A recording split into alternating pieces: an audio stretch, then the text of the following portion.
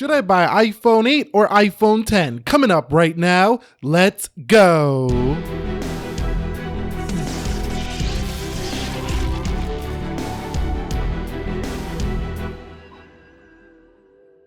So what is up, guys? Nick here, helping you to master your technology. And should you buy the iPhone 8 or the iPhone 10? Now, I titled it Should I Buy because that's more than likely how you're going to ask this question in the search query. So I just titled it Should I Buy? Don't get it confused. I'm not saying should I, the video creator, buy these. Obviously, they're on the table here. I already bought them, but I want to begin with the first section, which is body, build, and design. I do this in most of my comparisons. On the iPhone 8, I'm not going to talk too long about it. Glass back, it is up to 148 grams from 143 grams on the iPhone 7.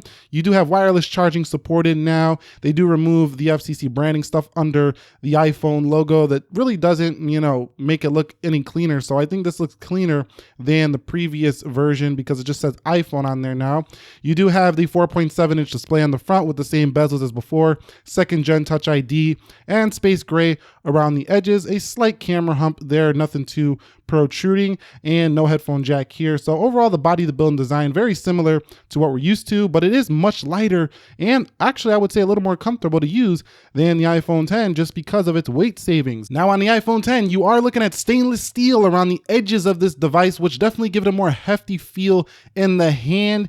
And at the end of the day, it does feel like it costs more money than the iPhone 8, but it's not a more comfortable phone to use day to day just because it's a little bit heavier. Add a case on there, you're going up even more in weight. It's around 174 grams or so on the iPhone 10. 5.8-inch OLED on the front of the panel. We know what this is by now. Well tuned. It's, pretty sharp, 458 pixels per inch. Notch up at the top. And you do have a pretty protruding dual camera lens, one of the thickest we've seen from Apple, but it definitely does feel industrial. Now, the back is a little shinier than the silver you can get on the iPhone 8, so keep that in mind. This is really just a shiny phone right here, but it's kind of, the same size footprint as the iPhone 8 when it comes to its design, body, and build. But I do think you got a more comfortable phone just because of the weight savings with the iPhone 8, but you might have a better looking phone on the iPhone 10 when it comes to just pure, aesthetics and design. So let's get on to the next section. All right, so I do want to discuss display tech between both of these. So, I'm not going to go on too long about this though.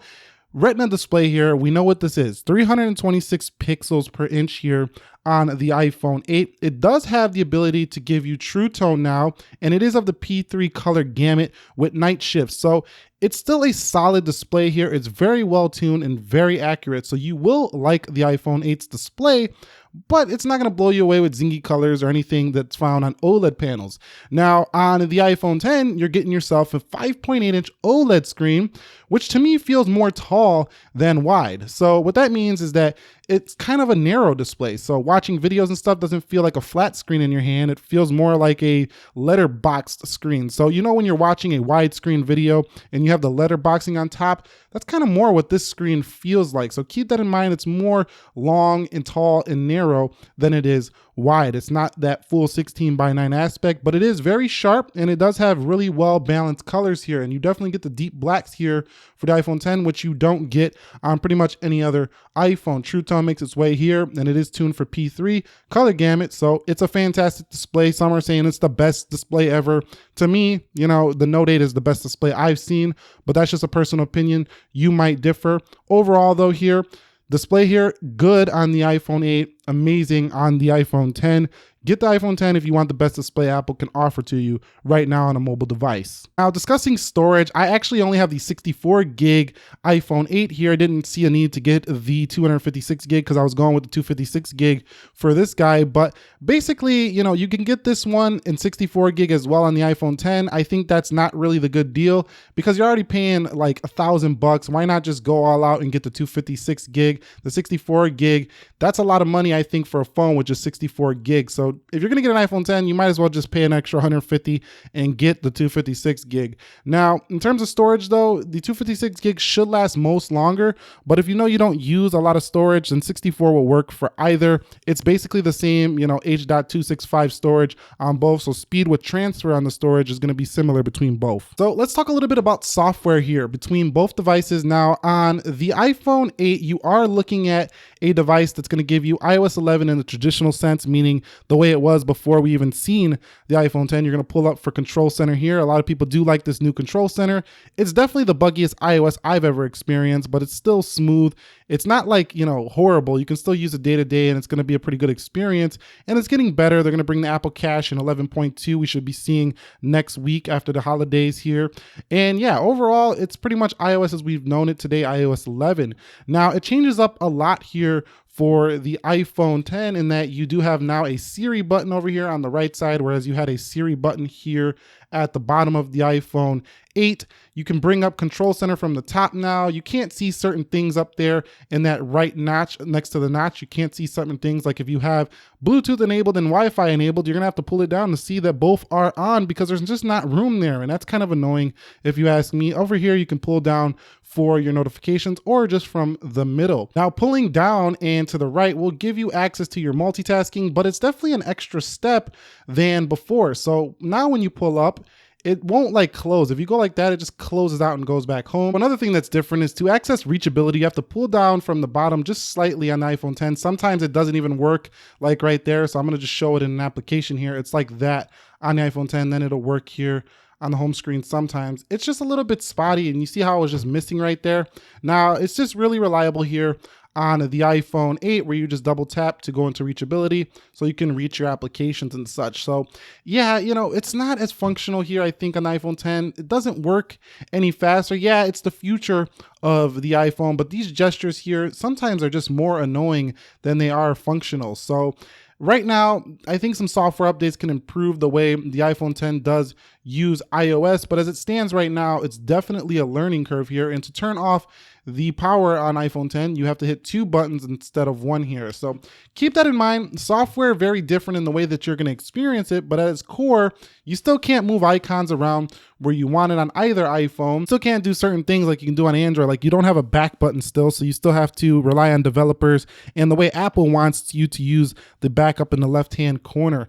So there are some quirks with both softwares, but overall, I think the iPhone 8 is the more easy to use software between both of these and the one most people probably feel more comfortable on. So discussing performance, they're actually about the same when it comes to day-to-day use. I haven't seen any difference. Both of them have crazy Geekbench scores like MacBook level, and 2 gigs of RAM here, 3 gigs of RAM. But remember, lower resolution screens, so it's not really going to be that much slower at all than iPhone 10. In terms of speed and performance, they're about the same. I will do a proper speed test between both of these soon on the channel, so you might want to be subscribed for that. But as it stands, if you buy either one of these are both 2 of the fastest phones money can buy right now. But the way iOS operates doesn't make them feel the fastest. Their animations are still not as quick as Android's. The way you go into your app drawer is still not as quick. The horizontal view here, I would really like to see a vertical view on iOS. I think it's needed. It's a little bit slower to find your apps this way. You got to go all the way over where you can kind of see them really easily on a vertical view. But anyway, that is the difference there in performance. Not much at all, to be honest. So an area where both of these differ quite a lot is the camera, and not due to the way the camera sensor works. They got about the same camera sensor, at least on the single lens. Anyway, their software is very similar, but with the iPhone 8, you don't get portrait mode on the front or the rear. So if you're looking for the better camera, you got to choose the iPhone 10 of these two, just because it gives you portrait mode on the front and the rear with 5 different modes in that portrait mode. I mean, it's really compelling if you think about it in terms of the differences in their camera. Now, in terms of the video recording, both of them can do 4K 60, and you really only use one lens in video recording. So there's no real win here between either when it comes to video recording. It's about the same. Both have 7 megapixel front cameras. Again, on the front, you don't have dual cameras. So the only real advantage to the front camera of the iPhone 10 is its portrait mode, but that can be a huge advantage depending how many portraits you like to take. Now, in terms of the way they actually look, they're about the same distance from your face, so I don't see much difference at all. I think the iPhone 8 is going to be a camera, just a basic camera with really good optics and good video with no extra stuff. You just want a really solid point and shoot camera. The iPhone 8 is going to be better. I think the iPhone 10 requires a little bit more, you got to just know how to use it a little bit more because of the portrait modes. But if you don't use the portrait modes on the iPhone 10, it's basically a basic camera too, but why not utilize what you're paying for here with the iPhone 10? So at the end of the day, just due to hardware alone, the iPhone 10 gets a win, but you got to really think about this question here. Ask yourself, Am I really going to use portrait mode? Like, seriously, do I really want that blur in the background? I just want to take pictures. If your answer is I just want to take pictures, the iPhone 8 will be better here for camera.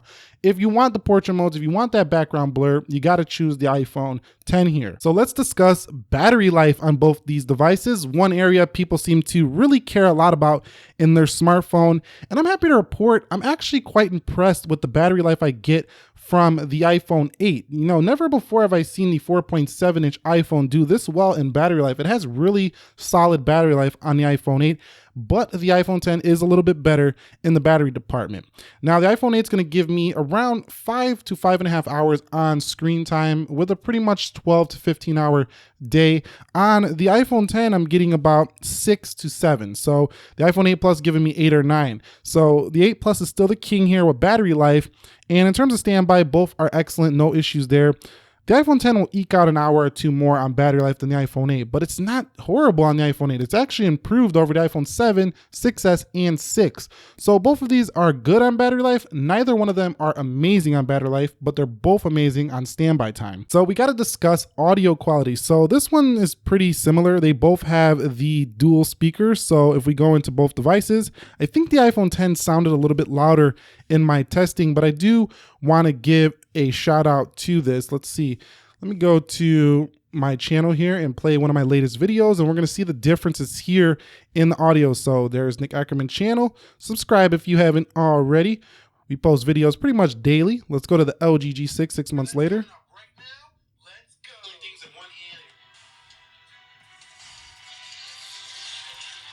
So you can see plenty loud there on the left. Let's try the right now.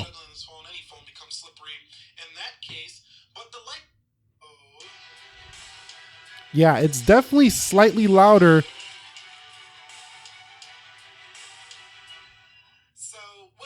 Yeah, it's definitely slightly louder on the iPhone 10. So if you want a better audio experience through the speakers, get the iPhone 10, but it's only slight. They both have the dual speakers, one in the earpiece, one at the bottom.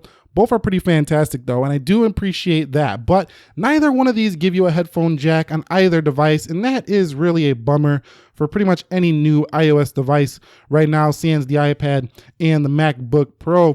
But at the end of the day, their audio through the speakers is pretty great. So let's discuss call quality here. So I do actually like the iPhone 8 a little bit more for call quality just because of the bezels. I'm less likely to tap something with my face on the screen. Although I didn't have that issue too much on the iPhone 8, I just feel like the bezels give my ear a nice place to not hit the screen, whereas up here you might, accidentally toggle something. But while the iPhone 8 might feel better on the hardware, I found the iPhone 10 to be slightly better when it comes through the earpiece. And because you do have a louder speaker, it's going to be a better speakerphone experience. So the signal strength itself, though, it's about the same on both. I didn't have any drop calls when using them. I would still choose the iPhone 10 if I still wanted a technically better experience talking, but I like the smaller size and I like the bezels for actually doing phone calls on the iPhone 8. So they're really a wash here when it comes to call quality. So let's talk about some miscellaneous stuff between both of these. If you decide to buy both of these, you do get 3D touch on both, which feels about the same on both. Other things I want to mention is both of these phones now have a little vibration when you do take a picture. They just kind of slightly vibrate, that haptic engine. You don't get that in the older iPhones. Both of them are IP67 and both of them do support Apple Pay. Now, both of them do support wireless charging as we mentioned earlier, but neither of them are fast wireless charging. However, that should be updated soon with 11.2, and you do have to buy a separate accessory to get faster charging, which is kind of greedy if you ask me. And another thing to mention is that both of them will give you 1080p 240 FPS slow motion video and H.265 file transfer and format. So that's pretty good stuff for video and content creators. Now I want to talk about price and colors. So this is an area where I think the iPhone 10 kind of let us down. Only 2 colors. Really, Apple, we got like a $1,000 phone here and we only got 2 color options. Over here on the iPhone 8, you get 3 color options, which is still kind of weak, I think, for what they charge for these phones. We should have at least 4 to 5 color options like they did with the iPhone 7 and 7 Plus. But hey, glass is probably a little bit harder to make different colors of, or a little bit more pricey to create those. So maybe that's why they were cutting corners there. But you only can get a space gray iPhone 10 or a silver one. I've basically been seeing the silver ones everywhere. And the iPhone 8 you can get in blush gold, space gray, or silver. I personally think the space gray is the best looking color. That's why I picked it up, but you might differ there. And really, you got more color options when it comes to iPhone 8. Now, in terms of their price between both of these, $699 to start here for iPhone 8, which is actually up over the starting price of the iPhone 7. So don't just think the iPhone 10 is up. The iPhone 8 is up over prior models as well. The iPhone 10 obviously starts at $999. Now, do you really get $280 better of a phone here in the iPhone 10?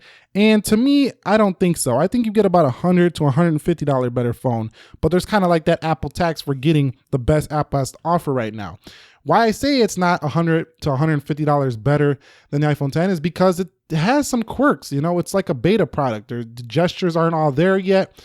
The iPhone 8 is fast, fluid, refined, and works the way we want it to work while giving us what we like to see every year: camera improvements, battery improvements, as well as speed improvements. Now, we didn't see a screen improvement, but that's where you have to go to the iPhone 10. Now, the iPhone 10 definitely gives us a radical redesign, a shift from what we're used to, and, you know, a questionable design, whether you like it or not. To me, it is a really nice design. It's definitely premium feeling, definitely feels like what you paid for it. But at the end of the day, I think value for money wise, the iPhone 8 still stands as a better value here, but you might regret it as going forward. They might just, you know, abolish this line of phone, which is highly likely that you will not see this design again, meaning when you go to sell this phone, it will be worth less money. So that's why I still recommend the iPhone 10 is the better choice between both of these. Anyway, if you found this video helpful, enjoyable, do me a favor, click the like button for me. And if you have any questions, comments, concerns, feedback, drop it down below. We have a community of people that will help you out. I'll try to get back to you as soon as possible. Visit www.nickackermanchannel.com to reach out to me there as well. I will catch you all in the next one. Be sure to be well and peace.